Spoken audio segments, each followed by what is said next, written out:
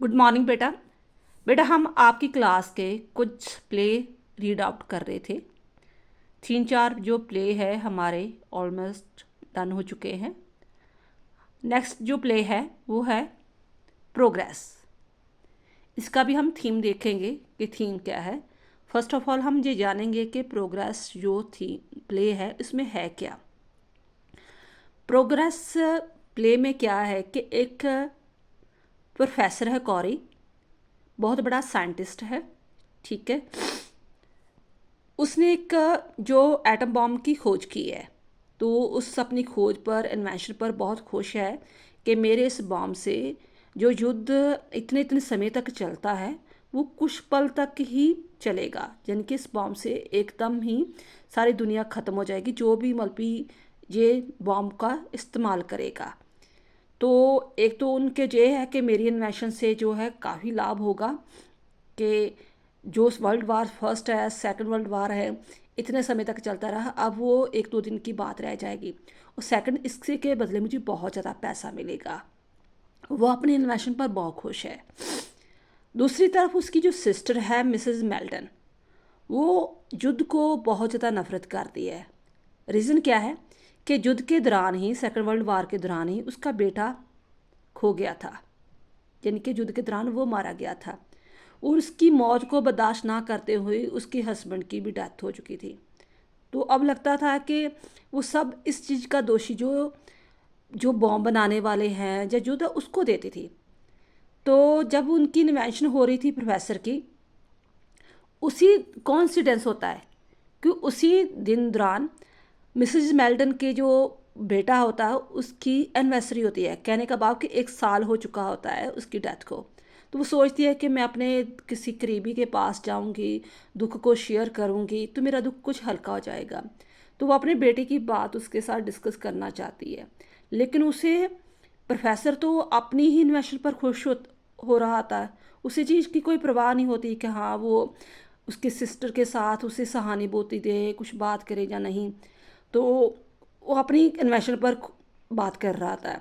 Mrs मेल्टन को ये चीज़ बहुत अजीब लगती है कि कैसे ये कोल्ड हार्टेड है, तो मैं अपने बेटे की बात करना चाहती हूँ लेकिन ये बस बॉम्ब बनाने पर है। तो वो कहती है, चिढ़कर कहती है कि आप ये जो इन्वेंशन है उसे ख़त्म कर दो, ये फार्मूला ख़त्म कर दो। वो कहता है मैं नहीं कर सकता। गुस्से में आकर उसका फार्मूला जो है, रिटॉर्ट है, उसे तोड़ देती है। तो प्रोफेसर जो है वो उससे खुश, और उसे कोई गुस्सा नहीं आता, खुश होकर कहता है आपने चाहे मेरा रिटॉर्ट तोड़ भी दिया है तो कोई फ़र्क नहीं पड़ता, अगर मेरे दिमाग में वो फार्मूला है मैं दोबारा बॉम्ब बना लूँगा, तुम क्या कर सकती हो। तो उसे और मिसेस मेल्टन को गुस्सा आता है कि ये कैसा वैशी बंदा बन चुका है, इसे कोई परवाह नहीं कि इस बॉम्ब के कारण कितने लोगों की तबाही होगी, कितनी माँओं का सुहाग उजड़े, माँओं का बेटे खो जाएंगे, पत्नियों का सुहाग उजड़ेगा, कितने लोग मलबी वीरान हो जाएंगे। तो इस चीज़ का कोई इसे गम नहीं है। तो हार कर वो क्या करती है, वहाँ पर एक चाकू होता है, उसे उठाकर अपने ब्रदर को मार देती है। तो उसे अपने ब्रदर को मारने पर कोई दुख गिला शिकवा नहीं होता। उसे एक ये चीज़ फील होती है कि शायद मैंने अपने बेटे की जो एक मेमोरी बना दी है कि हाँ कि अब और किसी की माँ का बेटा नहीं खोगा, किसी का पति नहीं मरेगा, कोई युद्ध नहीं होगा, कोई जो है एक्सप्लॉयटेशन नहीं होगा, किसी का कुछ डिस्ट्राइटेशन नहीं होगा। तो वो थीम हमारा कहना चाहता है सब, यानी कि जो राइटर है सेंट जॉन एनमी, वो मैसेज कन्वे करना चाहता है कि real progress does not lie in distracting humanity. असली प्रोग्रेस ये नहीं है कि आप मनुष्य को तबाह कर दो, कोई ऐसा हथियार बनाओ, कुछ ऐसे एआई बनाओ या कुछ भी टेक्नोलॉजी ऐसी बनाओ कि जिसके कारण जो मानव जाति उसकी तबाही हो। एक्चुअली रियल प्रोग्रेस क्या है? Real progress means greater happiness for Mankind.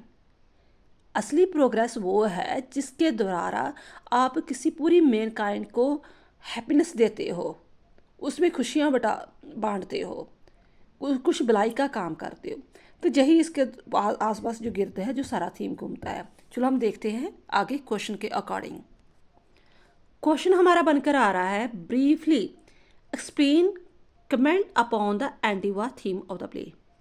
पहले तो आप थोड़ा सा एक्सप्लेन करो कि प्ले में थीम क्या है, तो आप उस पर कमेंट भी करो कि आप युद्ध के विरोध पे हो, आप फेवर में नहीं हो। फिर क्वेश्चन बनकर आ रहा है, bring out the theme of the play progress. Progress play का थीम क्या है, किसके कौन से विषय पर ये आसपास घूमता है, कौन सा विषय जहाँ ये समझाना चाहता है, लोगों को मैसेज कन्वे करना चाहता है। Discuss the theme of the play progress. ये ऐसे क्वेश्चन और भी कई तरह मोल्ड करके आ सकते हैं क्वेश्चन वगैरह। तो आंसर है, progress is an anti war play. जो प्रोग्रेस चैप्टर है, जो प्ले है, वो किसके खिलाफ है, युद्ध के खिलाफ है, एंटी वार प्ले है।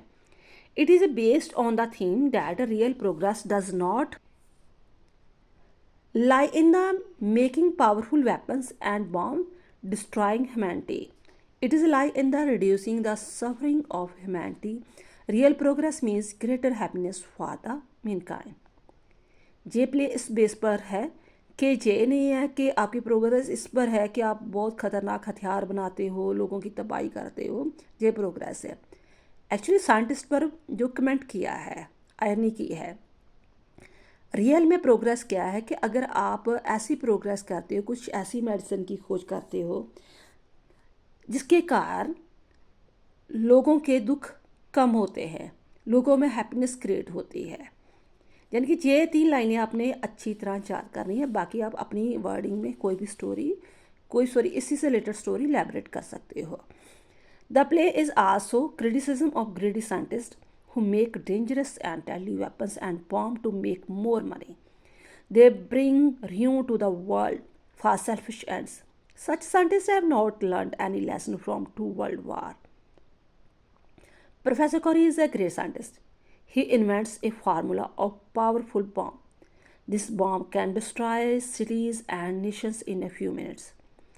He considered this invention a great achievement. He thinks that this bomb will make war so horrible that people will begin to hate war. But actually, Professor Corey was to be rich and famous by this invention. He does not bother how much damage this bomb can do to the world.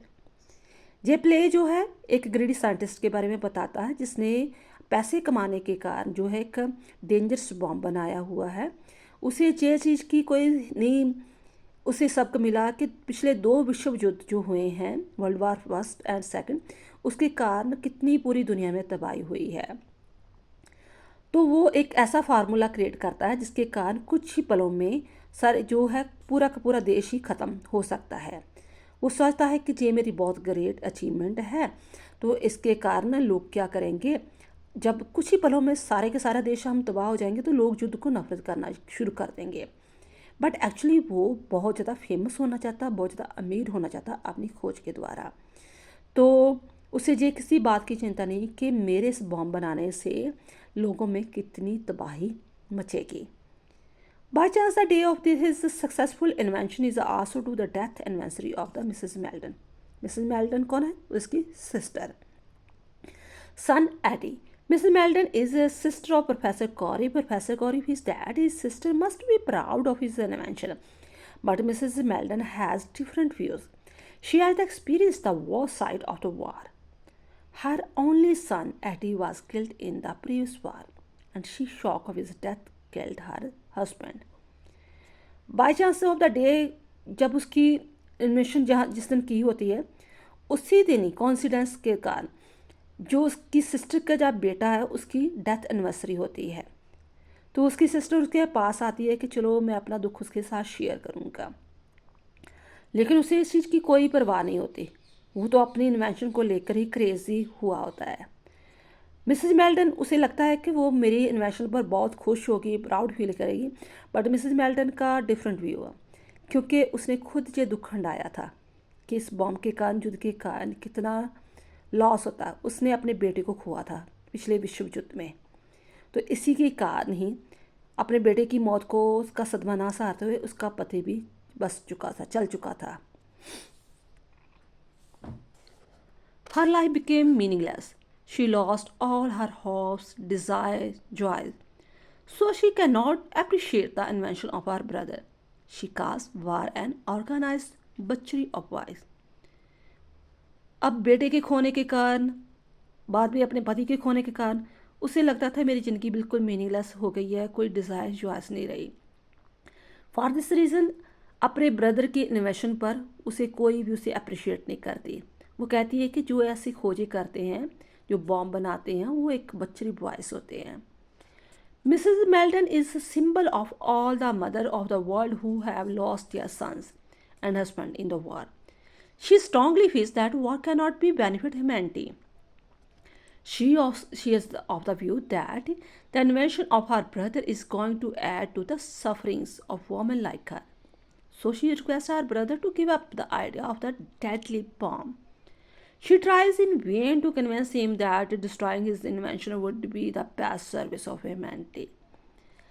Actually Mrs Melton जो है उन सारी mother's का एक symbol है जिन्होंने अपने बच्चे या अपने पति को युद्ध में खो दिया है। तो स्ट्रांगली फील करती है कि युद्ध का कोई भी फ़ायदा नहीं होता। तो वो चाहती है कि जो उसका ब्रदर है इस इन्वेंशन को ख़त्म कर दे, इस आइडिया को छोड़ दे। लेकिन बार बार कहने के बावजूद भी वो जो उसका ब्रदर है इस चीज़ के लिए राजी नहीं होता। Professor Corey attached no importance to the feelings of his sister. He advised his sister to forget the death of her son and not to be sentimental.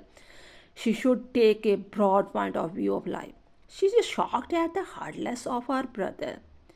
Professor Carry जो है उसकी फीलिंग्स को लेकर कोई भी उसे इम्पोर्टेंस नहीं देता। वो उल्टा उसे यही मशवरा देता है, देखो ज़िंदगी बहुत बड़ी है, अपने बेटे की मौत को भूल जाओ, कुछ सेंटिमेंटल बनने की ज़रूरत नहीं है।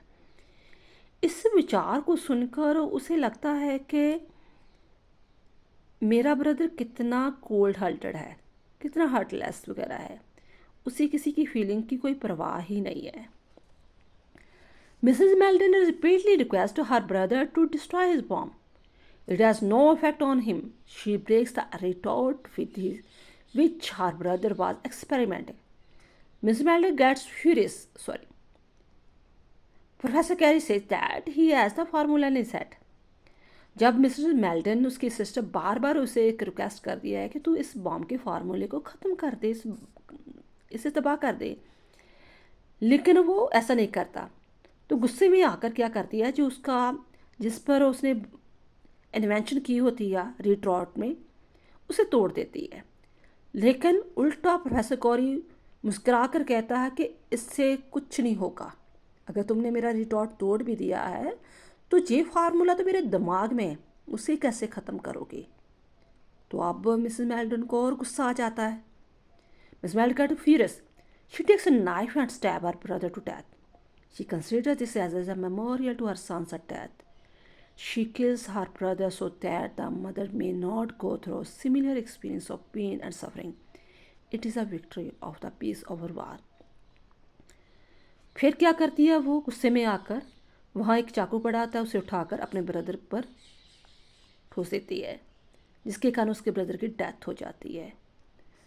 उसे लगता है कि अपने ब्रदर को मारकर उसने अपने बेटे की एक यादगार बना दी है। और सेकंड, अपने ब्रदर को मारकर उसने कई माँओं को बेटे को खोने से बचा लिया है। जो दुख वो झेल रही है, जिस पीड़ा से वो थ्रो आउट कर रही है, किसी और को अब ऐसी मदर को ये चीज़ फेस नहीं करनी पड़ेगी। तो ऐसे उसे फील होता है कि it is a victory of the peace of the war, उसने युद्ध पर जीत प्राप्त कर ली है। आई होप ये स्टोरी आपको अच्छी लगी होगी और मैसेज भी मिला होगा। थैंक्स।